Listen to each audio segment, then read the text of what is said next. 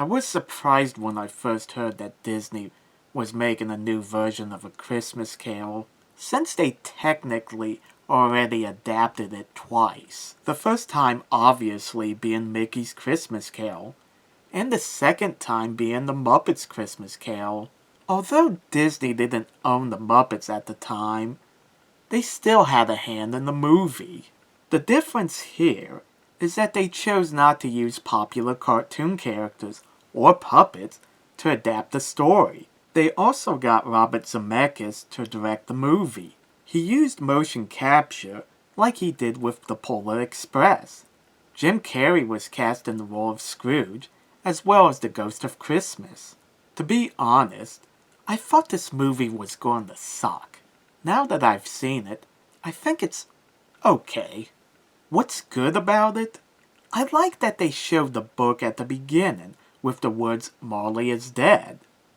It was also nice that they showed Scrooge reluctantly pay the undertaker for Marley's funeral, only to take the coins from Marley's eyes. Scrooge McDuck still holds the prize for cheapest Scrooge.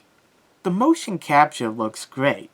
It makes the movie look like the original illustrations by John Leech. Similar to Richard Williams' A Christmas Carol, the way they had ignorance and want age up when they said, "Are there no prisons?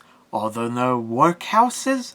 was pretty effective. Even though I wish they followed Richard Williams' example and made the Ghost of Christmas Past look as Dickens described it, I do like the candle look. I also like how they included the Phantom Hearse from the book, even though it was supposed to come before Marley rather than with the Ghost of Christmas Future. Although I was skeptical of Jim Carrey as Scrooge, he does do a good job.